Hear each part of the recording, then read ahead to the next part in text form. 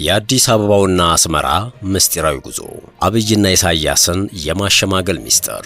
ዶክተር ደብረጽዮን የፌዴራል መንግስቱ ዳግም ወረራ ለመፈጸም ኃይል እያስጠጋ ነው ሲሉ ይፋ አድርገዋል። በህወሓት ማዕከላዊ ኮሚቴ ስብሰባ ሾልኮ የወጣ የጦርነት ዝግጅትም መነጋገሪያ ሆኗል። እንመለስበታለን። የጸጥታ ኃይሉን ጉዳይ በተመለከተ የቦርዱ ሰብሳቢ ወይዘሮ ሜላትወርቅ ኃይሉ ምን አሉ? ቀጣዩ ሀገር አቀፍ ምርጫና የኢትዮጵያ ጸጥታ፣ እንደዚሁም ወደ አውስትራሊያ በረራ ለመጀመር የአውሮፕላን እጥረት ማጋጠሙ መነጋገሪያ ሆኗል።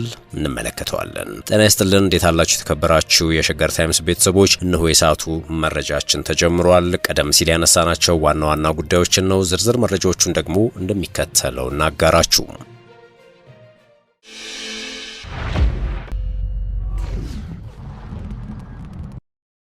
ወደ ቀዳሚ ጉዳያችን እናምራ። የአዲስ አበባውና አስመራ ምስጢራዊ ጉዞ፣ አብይና ኢሳያስን የማሸማገል ሚስጥር። የሳውዲው ቁጥር 1 ዲፕሎማት በትላንትናው ዕለት አዲስ አበባ ገብተዋል። እኚህ ሰው አዲስ አበባ የገቡት በኢትዮጵያና ሳውዲ አረቢያ መካከል የዲፕሎማቲክ ቁርሾ ሊፈጠር ይችላል በሚል በአንዳንድ የተቃውሞ ፖለቲካ ሰዎች አማካኝነት ከተነገረ ጥቂት ቀናት በኋላ ነው። ትላንት ረቡዕ ኢትዮጵያ የገቡት የሳውዲ አረቢያው የውጭ ጉዳይ ሚኒስትር ልዑል ፋይሰል ቢን ፋርሃን ከጠቅላይ ሚኒስትር አብይ አህመድ ጋር በሁለት እንዲሁም ቀጠናዊ ጉዳዮች ዙሪያ መወያየታቸው ተገልጿል። የውይይታቸው ዝርዝር ይዘት ይፋ ባይደረግም በቁልፍ ዘርፎች ላይ በሁለቱ ሀገራት መካከል ያለውን ትብብር ማጠናከር እንዲሁም የሁለቱም ሀገራት ፍላጎት በሆኑ ቀጠናዊና ዓለም አቀፍ ጉዳዮች ላይ መተባበር ላይ ያተኮረ እንደሆነ ጠቅላይ ሚኒስትር አብይ በማህበራዊ ሚዲያ ገጻቸው አስታውቀዋል። ይህ በእንዲህ እንዳለ በትላንትናው ዕለት በተመሳሳይ አንድ ምስጢራዊ በረራ ከሳውዲ አረቢያ ሪያድ ወደ አስመራ መደረጉ ይፋ ሆኗል። የሳውዲው ውጭ ጉዳይ ሚኒስትር አዲስ አበባ ኢትዮጵያ በገቡበት ቅጽበት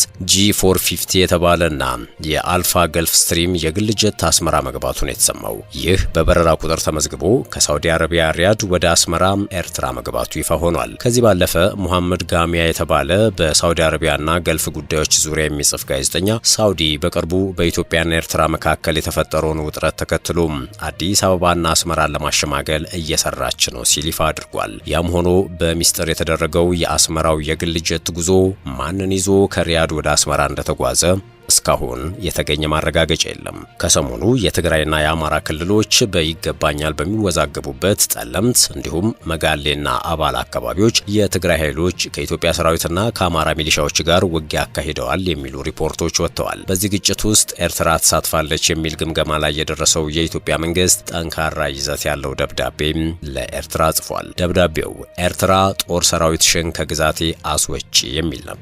ከዚህ ባለፈ የሰሜን ኢትዮጵያውን ውጥረት ተከትሎ ኢትዮጵያ ሰራዊቷን ወደ ሰሜን ክፍል እያስጠጋች እንደሆነ እየተነገረ ነው። ይህ ወደ ጦርነት እንዳያመራ የሰጉ ብዙዎች ቢሆኑም በኢትዮ ኤርትራ ግንኙነት ላይ የሶስተኛ ዲግሪ መመረቂያቸውን የሰሩት በጀርመን የሚገኙት የአፍሪካ ቀንድ ፖለቲካ ተንታኝ ዶክተር ነገራ ጉደታ የለየለት አስከፊ ጦርነት የመፈጠር እድሉ አነስተኛ ሌስ ላይክሊ ቢሆንም ፈጽሞ የማይሆን ወይም አንላይክሊ ሊባል እንደማይችል ነው የተናገሩት። ከዚህ ቀደም በባድመ ጦርነት እንደነበረው ግንባር ለግንባር ወይም አየር ለአየር የመዋጋት እድሉ አነስተኛ ነው የምለው ላሁኑ ነው። በጊዜ ሂደት ከ1-2 ዓመት በኋላ ወይም መሃል ላይ ስህተት ከተፈጠረ ጦርነት ሊፈነዳ ይችላል ሲሉ መናገራቸውን መዘገባችን አይዘነጋም። የፕሪቶሪያውን ስምምነት ኢትዮጵያን በመወከል ከተፈራረሙት አንዱ የነበሩት የህወሓት ተወካይ አቶ አሰፋ ብርሃ በኢትዮጵያና ኤርትራ መካከል ጦርነት ሊቀሰቀስ አይችልም ወይንም አብይና ኢሳያስ አይዋጉም ብለው ነበረ። ምክንያታቸው ደግሞ ሁለቱ መሪዎች በሳውዲ አረቢያ የተፈራረሙት ስምምነት አለ በሚል ነበር።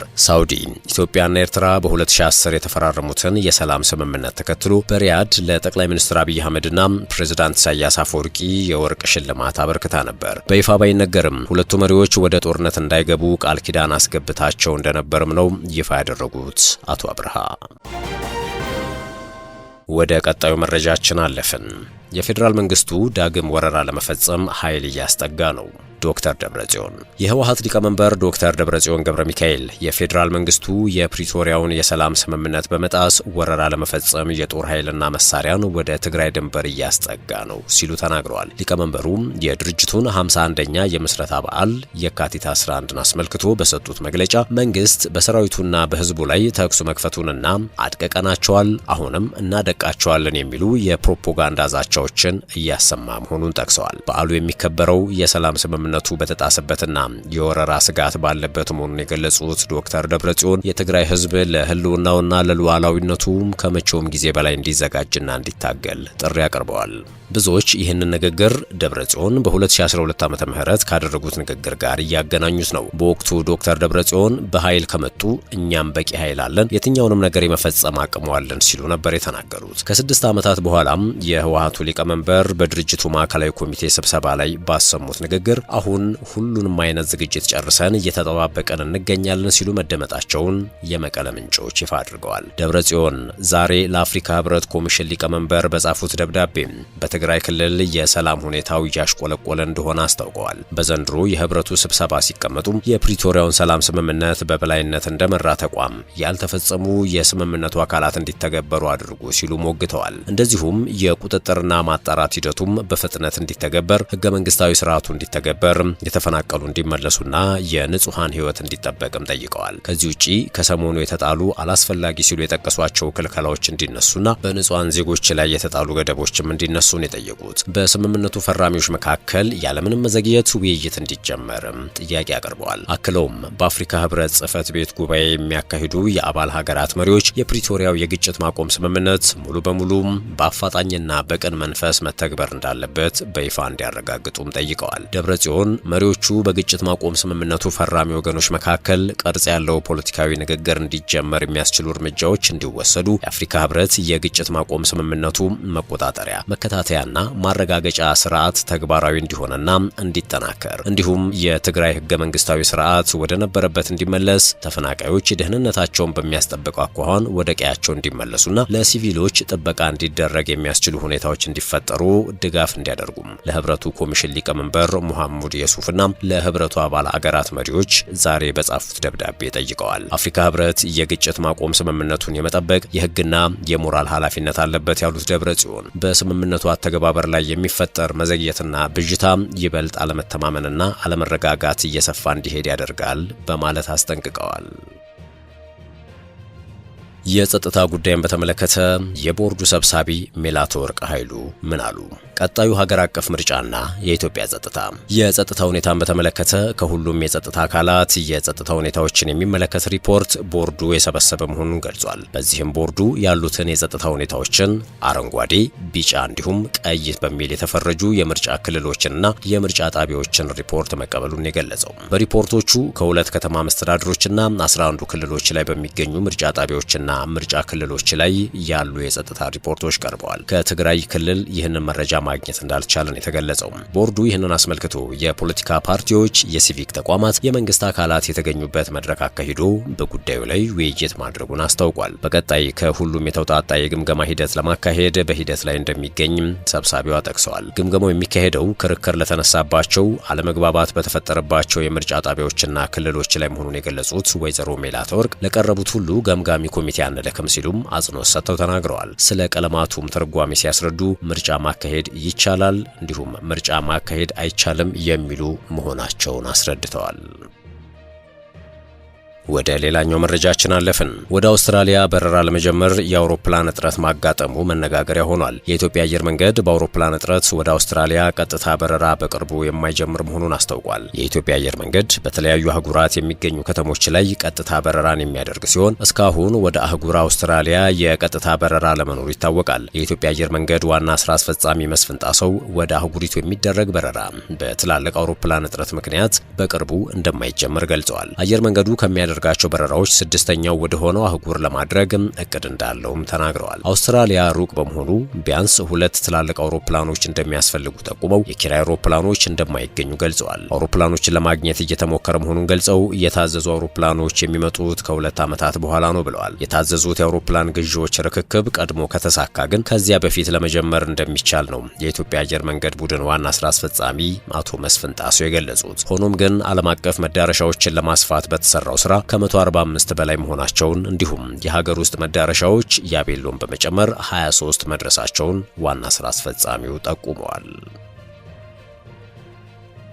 ሶማሊያ፣ ሞሮኮና ደቡብ አፍሪካ ወደ ምክር ቤቱ ተቀላቅለዋል። በአዲስ አበባ እየተካሄደ የሚገኘው 48ኛው የአፍሪካ ህብረት የሥራ አስፈጻሚዎች ምክር ቤት መደበኛ ስብሰባ ለአፍሪካ የሰላምና ጸጥታ ምክር ቤት ወይም ፒኤስሲ ለቀጣይ 2 ዓመታት የሚያገለግሉ 10 ሀገራትን መርጧል። የተመረጡት ሀገራት በዞን ስንመለከት ከምስራቅ አፍሪካ ሶማሊያና ኡጋንዳ፣ ከማዕከላዊ አፍሪካ ኮንጎ ዲሞክራሲያዊ ሪፐብሊክና ጋቦን፣ ከምዕራብ አፍሪካ ቤኒን፣ ኮትዲቯርና ሴራሊዮን ናቸው። እንዲሁም ከሰሜን አፍሪካ ሞሮኮ ስትቀላቀል ከደቡባዊ አፍሪካ ክፍል ደግሞ ደቡብ አፍሪካና ሌሶቶ ተቀላቅለዋል። እነዚህ ሀገራት እንደ አውሮፓውያን አቆጣጠር ከኤፕሪል 1 ቀን 2026 እስከ ማርች 31 2028 ድረስ ለ2 ዓመታት በምክር ቤቱ ያገለግላሉ። ይህ የአስፈጻሚዎች ምክር ቤት ምርጫ በመጪው ቅዳሜና እሁድ ማለትም የካቲት 7 እና 8 በሚካሄደው 39ኛው የአፍሪካ ህብረት የመሪዎች ጉባኤ ላይ በይፋ ይጸድቃል ተብሎ ይጠበቃል። የኢትዮጵያ ብሔራዊ ባንክ ትላንትና ያወጣውን ታሪካዊ ውሳኔ ተከትሎም ባለፉት ሳምንታት በከፍተኛ ሁኔታ ጨምሮ የነበረው የጥቁር ገበያ የውጭ ምንዛሬ ዋጋ መቀነስ መጀመሩ ተገለጸ። ብሔራዊ ባንኩ በውጭ ምንዛሬ አሰራር ላይ ተጥለው የነበሩ በርካታ የቁጥጥር ቅድመ ሁኔታዎችንና ክልከላዎችን በከፍተኛ ሁኔታ ማላላቱን የካቲት 4 2018 ባወጣው መግለጫ አስታውቋል። ይህን ተከትሎ ባለፉት ሳምንታት የቻይና አዲስ ዓመትንና ተያያዥ ጉዳዮችን ተገን በማድረግ አንድ የአሜሪካን ዶላር በጥቁር ገበያ እስከ 190 ብር ደርሶ የነበረ ቢሆንም አሁን ላይ ግን ዋጋው በከፍተኛ ሁኔታ እየወረደ ይገኛል ተብሏል። ዘርፉን የሚከታተሉ የኢኮኖሚ ባለሙያዎች ለካፒታል ጋዜጣ እንደገለጹት ትላንትና በዱባይ ገበያ 1 ዶላር በ184 ብር ሲመነዘር ውሏል። በሀገር ውስጥ ገበያም በተመሳሳይ የዋጋ ቅናሽ የታየ ሲሆን ምንዛሪ ዋጋው ወደ 182 ብር ዝቅ ማለቱ ተመላክቷል። ለዚህ ዋጋ ቅናሽ ዋነኛው ምክንያት የብሔራዊ ባንክ ውሳኔን ተከትሎ በጥቁር ገበያ ላይ ያለው የውጭ ምንዛሪ ፈላጊ ቁጥር እየቀነሰ መምጣቱ ነው ተብሏል። መንግስት ከዚህ ቀደም ከኤልሲ አፈቃቀድ ጋር በተያያዘ የወሰደው እርምጃ ነጋዴዎች የውጭ ምንዛሪን ከህጋዊ የባንክ ምንጮች ብቻ እንዲያገኙ አስገድዷቸዋል ነበር የተባለው። በአሁኑ ወቅት በጥቁር ገበያ የውጭ ምንዛሪ የሚፈልጉት ከኢትዮጵያ ገንዘብ ለማሸሽ የሚፈልጉ የፖለቲካ ዓላማ ያላቸውና በሌሎች ህገወጥ እንቅስቃሴዎች ላይ የተሰማሩ አካላት ብቻ እንደሆኑም እየተገለጸ ይገኛል። ይህም በጥቁር ገበያው ላይ የነበረውን ሰው ሰራሽ ፍላጎትን በማቀዝቀዝ ለዋጋው መውረድ ትልቅ አስተዋጽኦ አድርጓል የተባለው። የተከበራችሁ የሸገር ታይምስ ቤተሰቦች ለአሁኑ ያዝነው መረጃችን የተከታተላችሁትን ይመስል ነበር። አብራችሁን ስለነበራችሁ ከልብ አመሰገንን። በያላችሁበት ሰናይ ጊዜ ተመኘን።